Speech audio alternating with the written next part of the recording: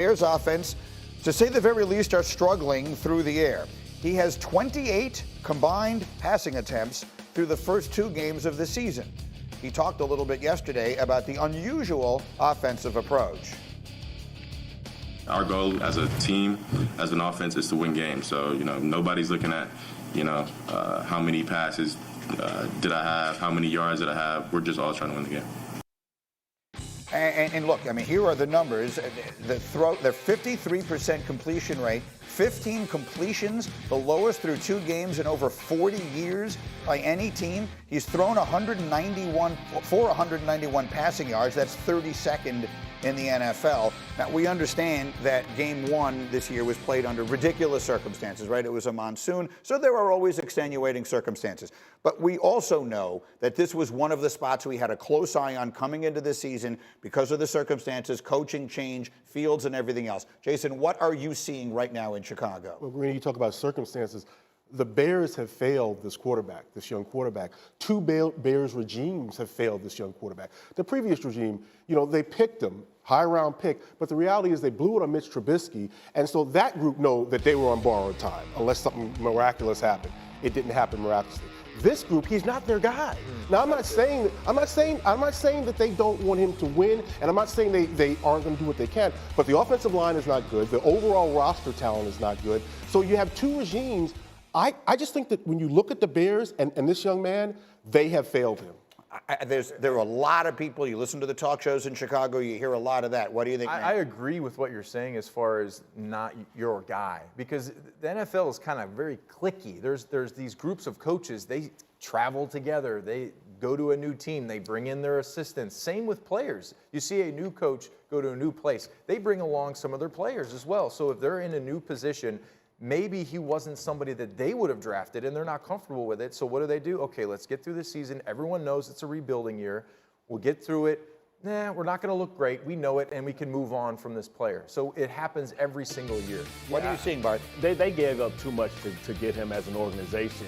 I think this has to come from ownership because, of course, they did make the same mistake with Matt Nagy and Mitchell Trubisky, right, inheriting a quarterback. But you have to build around this guy. This guy is talented. He fits the mold for the modern-day quarterback. But the issue is it's going to get worse before it gets better. They have to get some of these bad contracts off of their books, and that takes a couple years. We saw that happen with Joe Douglas as well, coming in and inheriting what he said is an expansion team. So they have to start over from the bottom and then start building this team in the next couple of years. Here's the problem. I'm sorry, but you go ahead. Can't flip a switch and just say, hey, you threw the ball basically like 1982 where it was run only, and now we're just going to, boom, you're throwing the football all over the place in 1 year. You have to build into it with confidence, and you could look at his body language and tell that he's not confident in what's going on. But you got guys like Robert Quinn, that his timeline and his prime doesn't fit their winning program. When you get a new coach in, they usually say 5 years, I turn this program around. You'll start, you start seeing results. This is a new regime this year. You start seeing results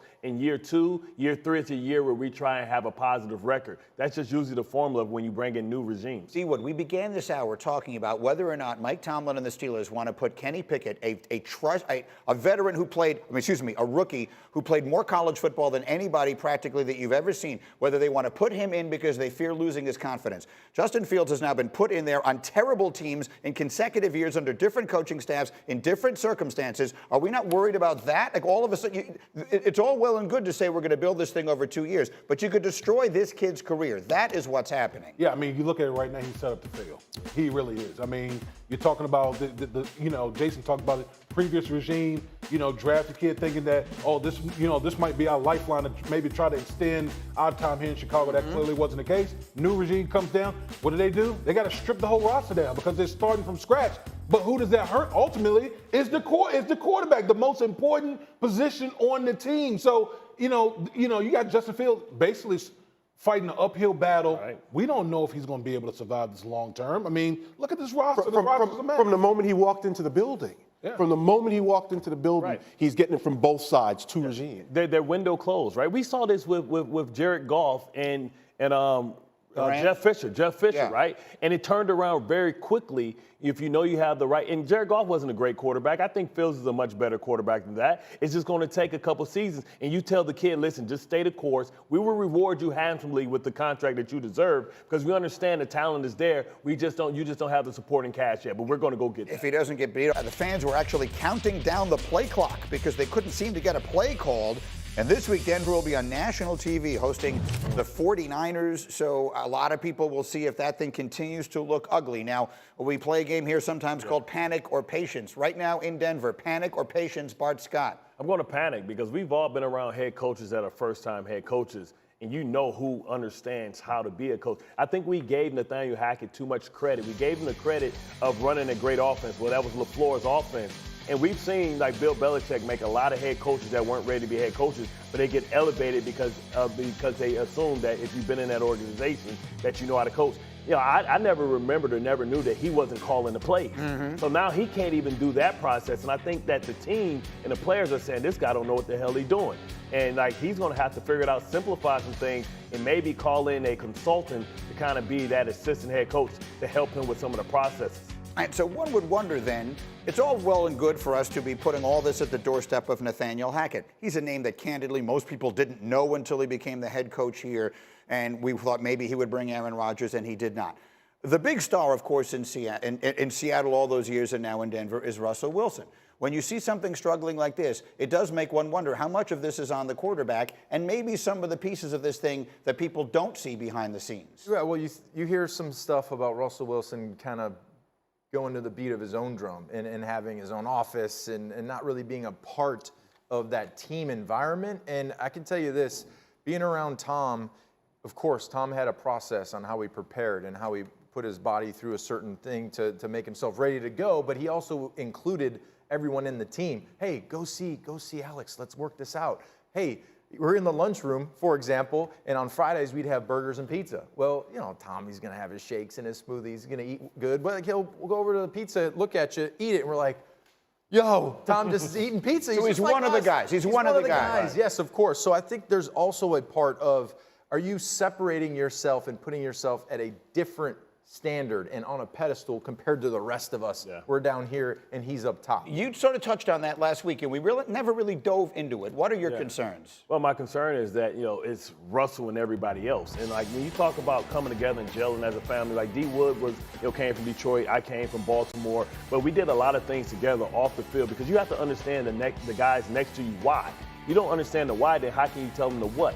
So when you know what a man is fighting for and you get that type of chemistry, you get that bond, and you're willing to go out and fight for him. When you separate yourself, the people isolate you as an I guy. And that's reportedly what happened in Seattle. And that was a downfall of the Legion of Boom and why it was a separation between. I mean, because if you listen to Richard Sherman, you would think that he hates Russell Wilson when you think about some of the comments that he makes about him, and maybe that's what he's doing. And maybe he hasn't learned from his previous mistakes as far as how becoming one of the guys, even though he is a quarterback. What's your sense of all this, D. Wood? Look like Nathaniel Hackett is way in over his head. Okay, yeah. Like literally, like he doesn't know what the hell he's doing out there. As far as, I mean, just look at the situation. I always say this, man. It's like, here it is. You got a $250 million quarterback. Yeah. You know, in the first game, you opt to, put your faith in the kicker, kicking what was it? 64 yards. A 64-yard field goal? Are you kidding me? Like, could you imagine, a situation like that with Peyton Manning happening? Like, Peyton Manning would go berserk, So it's just like there's so many situations that's going on, and I know it's early, but as a casual person, you can look at the game and just see, what is this guy doing? Like, it's just hard to really fathom right now. And I think Russell Wilson's got to start like taking this thing by the horns and saying, wait a minute, I'm the guy that's getting paid a lot of money here. Like, this thing needs to go through me or it could get ugly out there. And then you also have the question in your head, was it good circumstances? When Russell came in, he came into a great team with a great coach, a crazy good defense, a running back that's a Hall of Famer. And then, things started to fall apart. You pay your quarterback, then they have to cut some of the defenders on the defense. They don't have that same defense anymore. Then they're having the sack issues Talk and the about offensive Seattle, right? line. Yeah, in Seattle. They have the issues in Seattle. So then Seattle moves on.